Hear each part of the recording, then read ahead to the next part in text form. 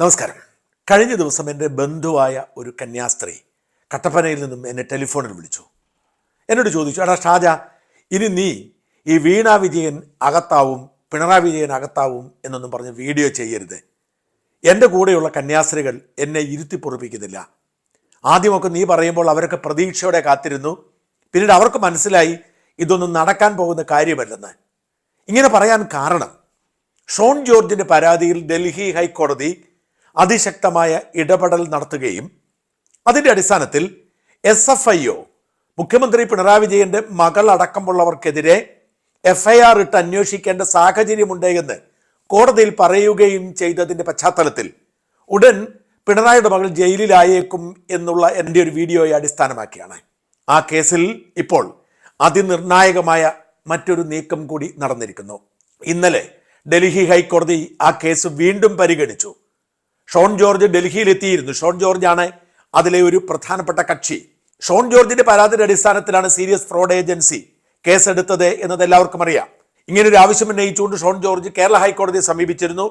ഹൈക്കോടതി കേസ് പരിഗണിക്കുന്നതിനിടയിൽ SFIO serious fraud investigation officer ഞങ്ങൾ പ്രാഥമിക അന്വേഷണം ആരംഭിച്ചിരിക്കുന്നു എന്ന് പറയുകയായിരുന്നു. അതുകൊണ്ട് തന്നെ ഷോൺ ജോർജും ഇൻകം ടാക്സ് ഡിപ്പാർട്ട്മെന്റും SFIOയും എല്ലാം കൂടി നടത്തിയ ഒരു ഗൂഢാലോചനയുടെ ഭാഗമായി നിരപരാധിയായ മുഖ്യമന്ത്രിയുടെ മകൾ വീണയെയും മുഖ്യമന്ത്രിയുടെ മകളുമായി ചില ഇടപാടുകൾ നടത്തി എന്നതിൻ്റെ പേരിൽ ഒരു കമ്പനിയെയും ഇല്ലാതാക്കാൻ ശ്രമിക്കുന്നു എന്ന് പറഞ്ഞുകൊണ്ട് നമ്മുടെ കരിമണൽ കർത്തകയുടെ CMRL ഈ കേസ് ക്വാഷ് ചെയ്യണം എന്നാവശ്യപ്പെട്ട് ഡൽഹി ഹൈക്കോടതിയെ സമീപിച്ചത്.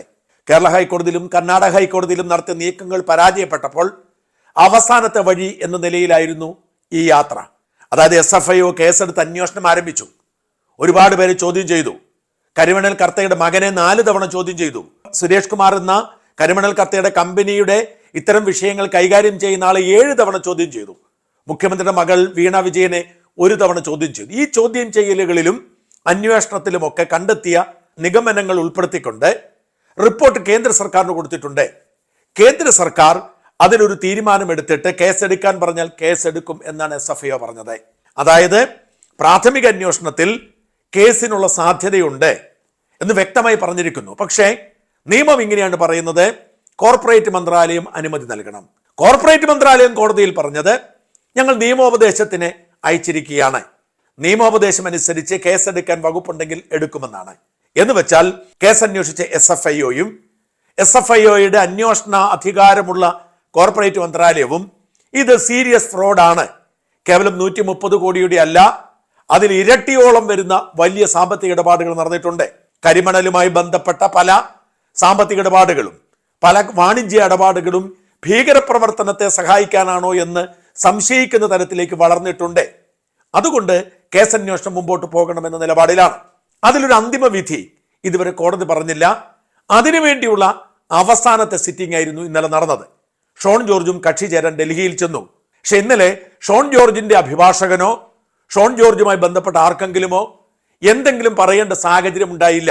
ഇൻകം ടാക്സിന്റെയും SFIOയുടെയും അഭിഭാഷകർ അതിശക്തമായ വാദഗതികൾ ഉയർത്തി കോടതിയുടെ നിലപാട് പോലും നമുക്ക് മനസ്സിലാവുന്ന തരത്തിൽ 2 ഹൈക്കോടതികളിൽ പരിഗണിച്ച് നിങ്ങൾ എന്തിനാണ് പിന്നെ ഇങ്ങോട്ട് വന്നത്, നിങ്ങളുടെ ഹർജി എങ്ങനെ നിലനിൽക്കും എന്നൊക്കെ ചോദിക്കുന്ന തരത്തിലേക്ക് മാറി. അതായത് പൂർണ്ണമായും ഡൽഹി ഹൈക്കോടതിയും മുഖ്യമന്ത്രിയുടെ മകൾ വീണ വിജയനെ കൈവിട്ടു എന്നർത്ഥം. കേസ് വിധി പറയാൻ വേണ്ടി മാറ്റിവെച്ചിരിക്കുകയാണ്. വിധിയെക്കുറിച്ചുള്ള സൂചന ഇന്നലത്തെ കോടതിയുടെ പരാമർശങ്ങളുണ്ടായിരുന്നു. വിധി പിണറായിയുടെ മകൾക്കും CMRLനും അനുകൂലമായിരിക്കില്ല. SFIയുടെ അന്വേഷണം തടയുകയില്ല. SFIOയ്ക്ക് അവരുടെ യുക്തി അനുസരിച്ച് മുമ്പോട്ട് പോകാൻ അനുമതി കൊടുക്കും എന്ന സൂചനയാണ് ഇപ്പോൾ വ്യക്തമാവുന്നത്. എന്ന് വെച്ചാൽ ഈ കേസന്വേഷണം അതിശക്തമായി മുമ്പോട്ട് പോകും. കോടതി CMRLന്റെ അപേക്ഷ തള്ളിക്കളഞ്ഞാൽ മുഖ്യമന്ത്രിയുടെ മകൾ പ്രതിയായി സീരിയസ് ഫ്രോഡ് ഏജൻസി കേസെടുക്കും.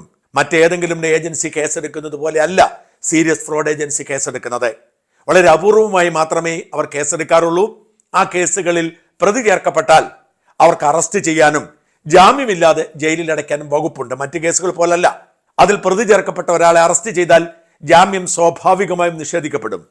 എന്ന് വെച്ചാൽ ഇപ്പോഴത്തെ സൂചനയനുസരിച്ച് മുഖ്യമന്ത്രിയുടെ മകൾ പ്രതി ചേർക്കപ്പെടും. പ്രതി ചേർക്കപ്പെട്ടാൽ അറസ്റ്റ് ചെയ്യും.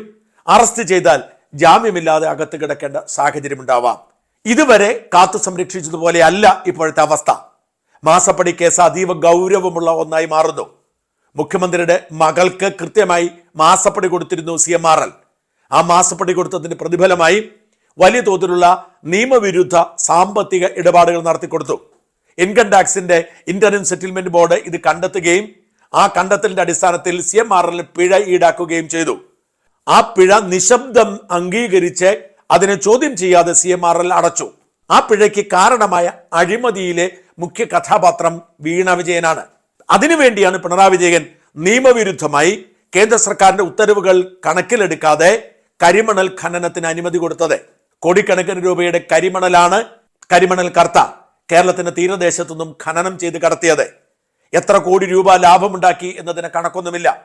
എന്തായാലും ഷോൺ ജോർജിന്റെ വിട്ടുവീഴ്ചയില്ലാത്ത പോരാട്ടം വിജയത്തിലേക്ക് കുതിക്കുന്നു. മുഖ്യമന്ത്രിയുടെ മകൾ അഴിയെണ്ണുന്ന കാലം വിദൂരമായിരിക്കില്ല. അദ്ദേഹം ചുമതലയിലിരിക്കുമ്പോൾ തന്നെ, കേരളത്തിന് മുഖ്യമന്ത്രി ആയിരിക്കുമ്പോൾ തന്നെ വീണ വിജയൻ ജയിലിലാവുന്ന ഒരു കാലമുണ്ടാവണമേ എന്നതാണ് സാധാരണ മനുഷ്യരുടെ പ്രാർത്ഥന. നമുക്ക് കാത്തിരിക്കാം എന്ത് സംഭവിക്കുമെന്ന്.